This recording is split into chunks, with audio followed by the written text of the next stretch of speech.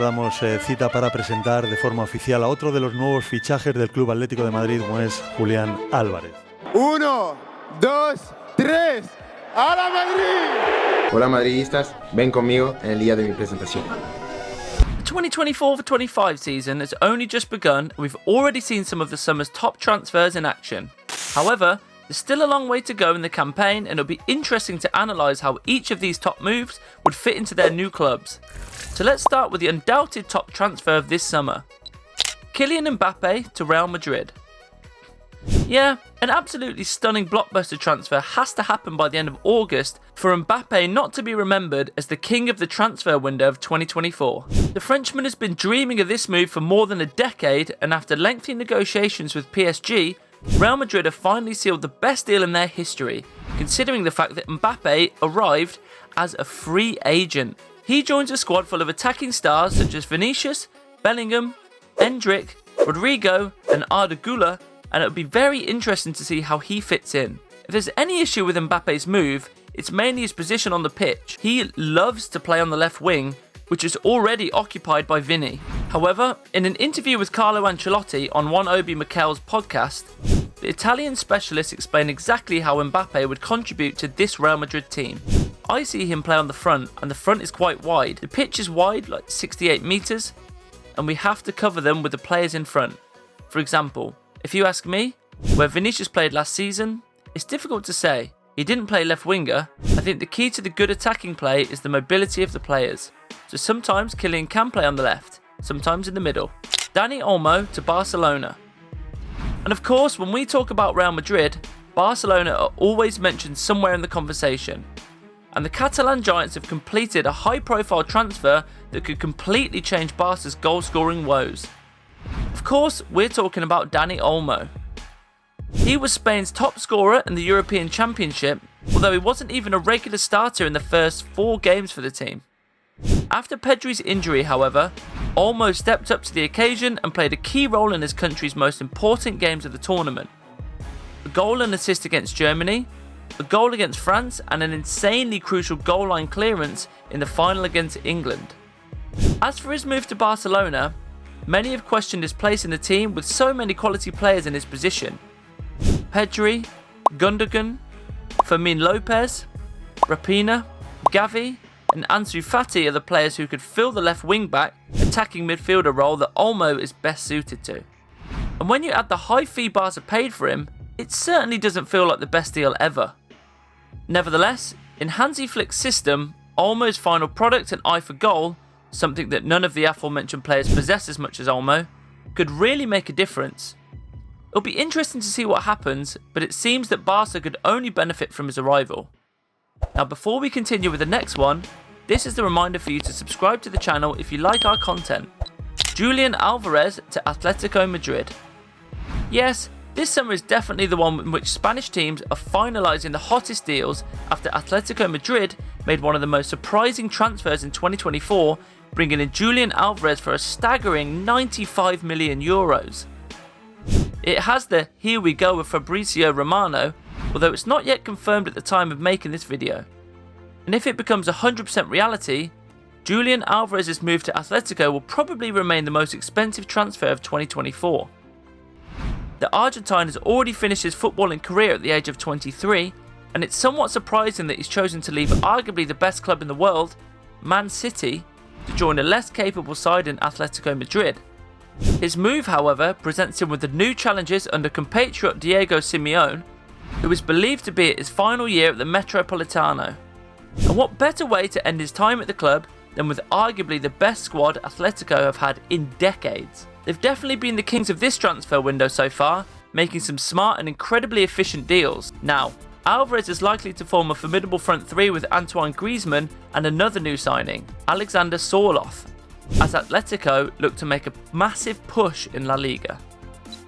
Matthijs de Ligt to Manchester United. Will the transfer of Matthijs de Ligt finally put an end to Manchester United's defensive woes? The move is believed to be worth €50 million and would fill the gap at the heart of the defence. After 5 years apart, Erik ten Hag and de Ligt are finally reunited, and on paper it looks like a perfect fit for the Red Devils, but only time will tell if the Dutch defender can usher in an era at Old Trafford. He's gone through a number of disappointments in his career so far after that brilliant 2018-19 season when De Ligt led Ajax to the Champions League semi-finals as captain. After that, however, his career hasn't developed in the perfect way as he struggled with form at Juventus and Bayern Munich, with only a few truly impressive moments in that 5-year period. And now Manchester United is the 4th European giant he'll be playing for, hoping to finally take his career to the next level. He's expected to be the cornerstone of the defence, partnering with either Lisandro Martinez or young talent Lenny Yoro. And if Man United can finally strengthen their back line, the Red Devils could be in a real chance of challenging for the Premier League after an 11-year title drought. Riccardo Calafiori to Arsenal.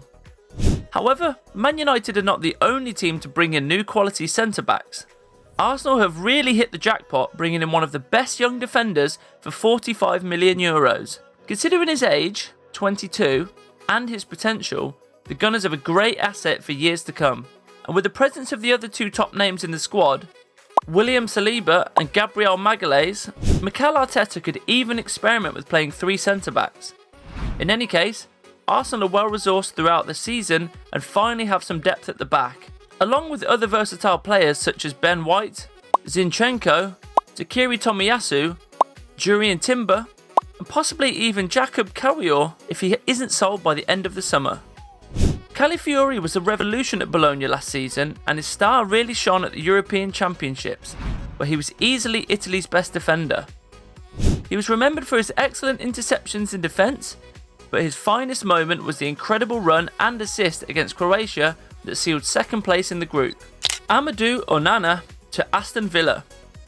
Last season, Aston Villa's form in the Premier League and in Champions League qualifying raised their profile considerably, but in 2024-25, they'll be looking to build on that success. To that end, they have brought in one of the most solid defensive midfielders in Europe in Amadou Onana. The Belgian, who apparently does not like to be confused with Manchester United goalkeeper Andre Onana. Efficacité. Merci beaucoup. Il a manqué aujourd'hui. Je vous écoute. Andre is not even my name, mate. Do you know what I mean? Go on. Was wanted by a number of European giants including Arsenal, Man United and Barcelona. However, it was Aston Villa's eye-watering offer of €60 million that sealed his transfer from Everton to Birmingham, which also became a club record for the Villains. Onana's height, standing at 6 feet 4 inches, is impressive for a player who doesn't just rely on his inches. He's very athletic, with excellent pace, and when it comes to his technical ability, it's safe to say that there's no other holding midfielder in the game who is as balanced in every aspect of the game as Onana. His presence in Villa's midfield will undoubtedly have an impact on the team's performance in the Champions League, and the most positive fact is that he can play comfortably in a single pivot position. This means he could easily adapt to Unai Emery's system and is capable enough to hold his own without the support of another similar player alongside him. Douglas Luiz to Juventus. The main reason for Onana's move to Villa is the departure of Douglas Luiz to Juventus. The Brazilian was undoubtedly the most creative and solid midfielder in the team and was a key part of Villa's Champions League qualification campaign.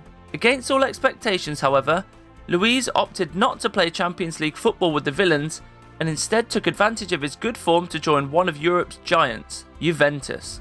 On the other hand, Juventus needed a replacement for Adrien Rabiot after the Frenchman became a free agent and left them by mutual consent. In 2024-25, Luiz is expected to be the main driving force in the middle of the park, with another new signing, Kefren Thuram, expected to operate alongside him, as well as one between Manuel Locatelli, Nicolo Fagioli and Weston McKennie. On the other hand, Juve got a very good deal for Luiz, bringing in a player of proven value for no more than €50 million.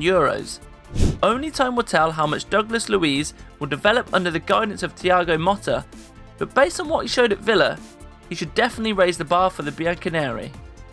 And what other top transfers would you add to the list? Also, what move would you like to see happen before the end of the transfer window? Let us know in the comment section below, and don't forget to support us by clicking the subscribe button or liking the video for more content like this. Thanks again for watching, and see you next time here on the Blue Card channel.